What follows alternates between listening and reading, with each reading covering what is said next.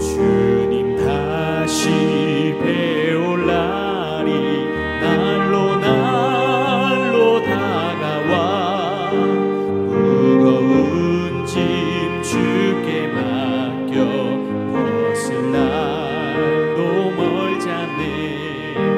나를 위해 예비하신 고향 집에 돌아가 아버지의 품 안에서 영원토록 살리라.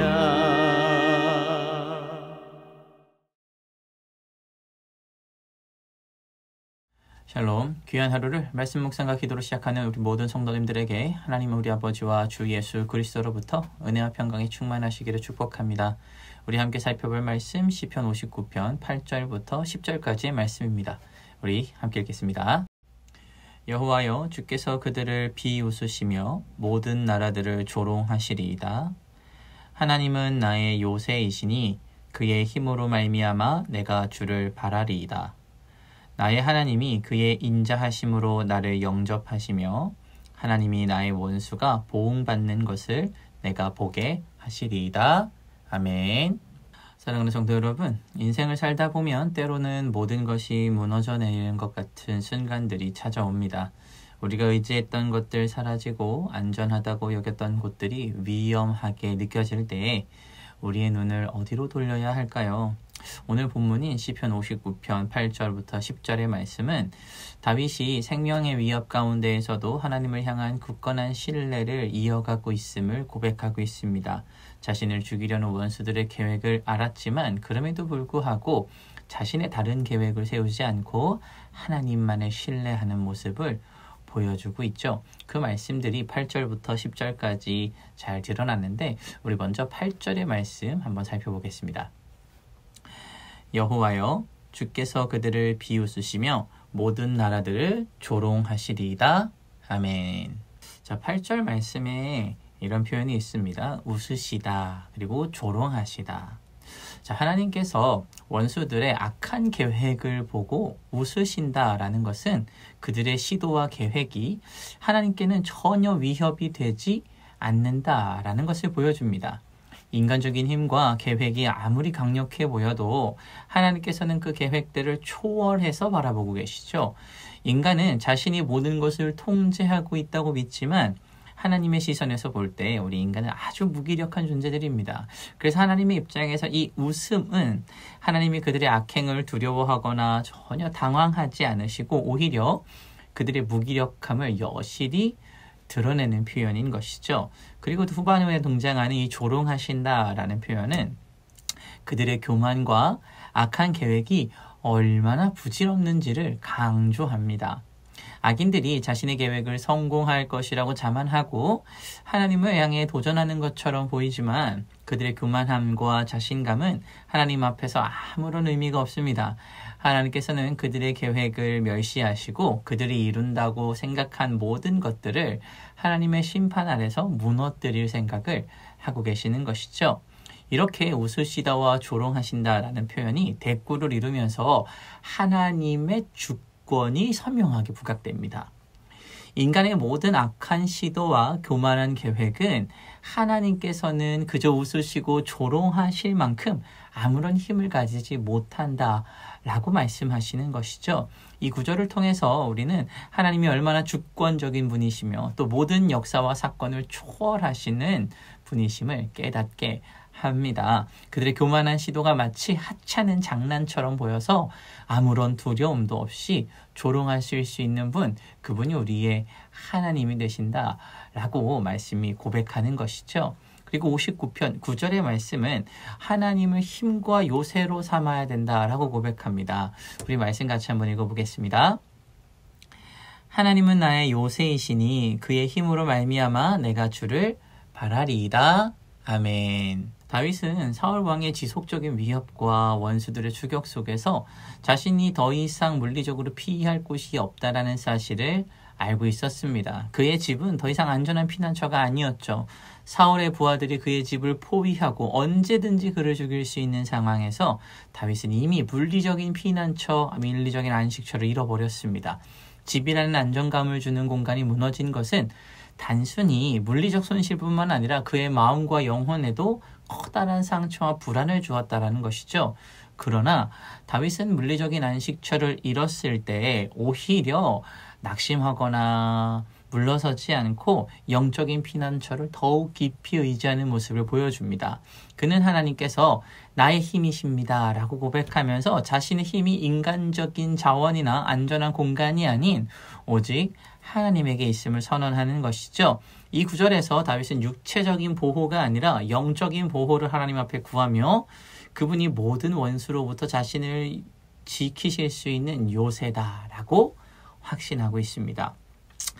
이 말씀에서 이 요새라는 단어는 굉장히 중요합니다. 요새는 고대 전쟁에서 적의 공격을 막아내는 강력한 방어시설이었죠. 요새 안에 있는 자들은 어떤 적의 공격으로부터도 안전하게 보호받을 수 있었습니다. 다윗은 하나님께서 바로 그런 요새가 되어주신다라고 믿는 것이죠. 하나님은 사울의 군대보다 훨씬 강력한 방어막이 되어주시고 다윗을 영적으로나 육체적으로 완벽하게 보호하실 수 있는 분이라는 확신을 가졌던 것입니다. 즉 다윗은 물리적인 피난처와 안식처를 잃어버렸지만 하나님을 신뢰함으로 하나님께서 자신의 요새가 되어준다는 사실을 굳건하게 믿으며 영혼의 안식처, 영혼의 피난처를 찾았던 것입니다. 그리고 다윗은 하나님의 인자하심을 신뢰하는 믿음을 가지고 있었습니다. 우리 시편 59편 10절의 말씀 같이 한번 읽어보겠습니다. 나의 하나님이 그의 인자하심으로 나를 영접하시며 하나님이 나의 원수가 보응받는 것을 내가 보게 하시리이다. 아멘. 다윗은 시편 59편 10절에서 이렇게 고백하고 있습니다. 나의 하나님이 그의 인자하심으로 나를 맞이하신다. 여기서 다윗은 하나님의 인자하심을 강조합니다. 하나님께서 그를 신실하고 변함없이 보호하신다라는 표현인데요. 여기 인자하심이라는 단어는 히브리어로 헤세드라는 표현이 사용됐습니다. 우리 많이 알고 있는 단어죠. 하나님의 변함없는 사랑, 신실한 사랑, 하나님의 자비를 뜻하는 단어가 이 헤세드입니다. 즉 하나님의 속성을 가장 잘 표현할 수 있는 단어가 이 헤세드이죠. 이러한 하나님께서 어떻게 하신다고 고백합니까? 맞으신다라고 표현합니다.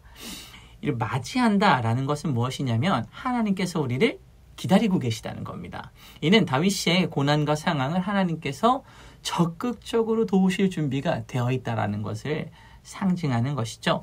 하나님은 다윗을 그저 멀리서 지켜보시거나 아이고 어떡하니 참 안 됐다라고 하시면서 동정하시는 분이 아닙니다. 오히려 하나님은 다윗을 맞이하십니다.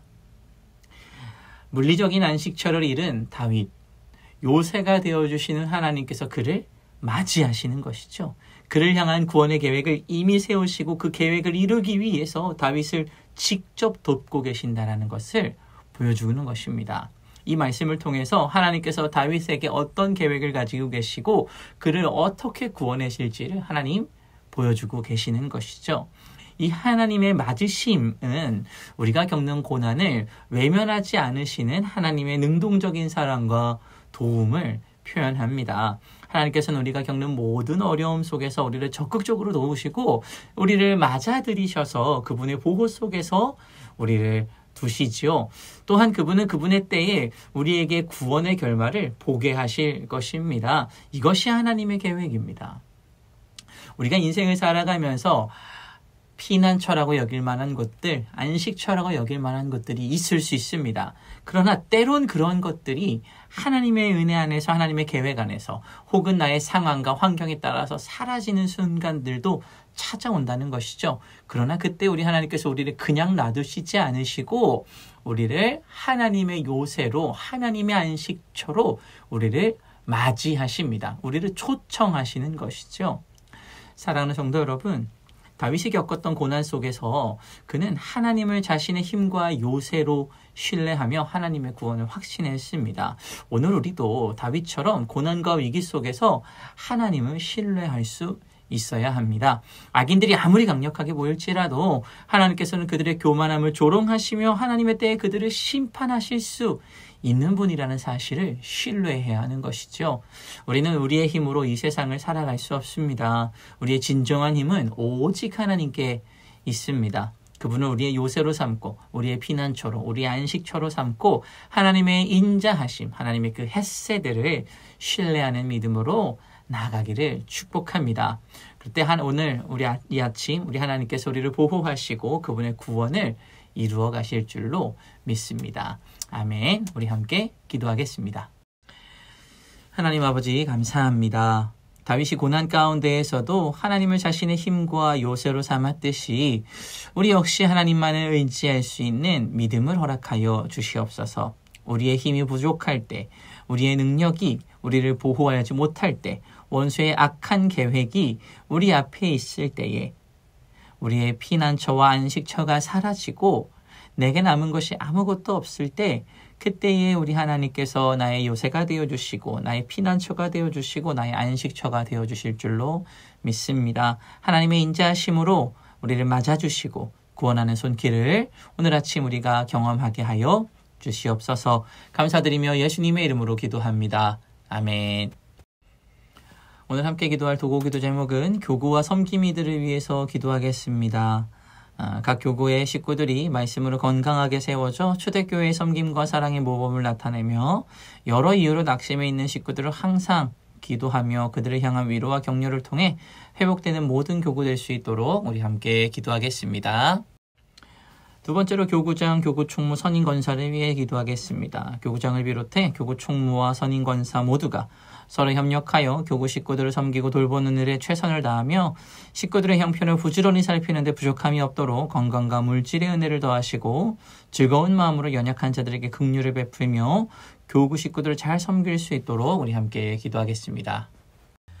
이 시간 마지막으로 교회를 위하여 기도하실 때 육신의 질병으로 치료 중에 있는 식구들과 생활에 어려움을 겪고 있는 식구들과 군 복무 중인 형제들과 타 지역에서 머물고 있는 교회 식구들과 학업 중에 있는 청년들을 위해 기도하시고 각자 기도 제목 가지고 함께 기도하도록 하겠습니다. 우리 함께 기도하겠습니다.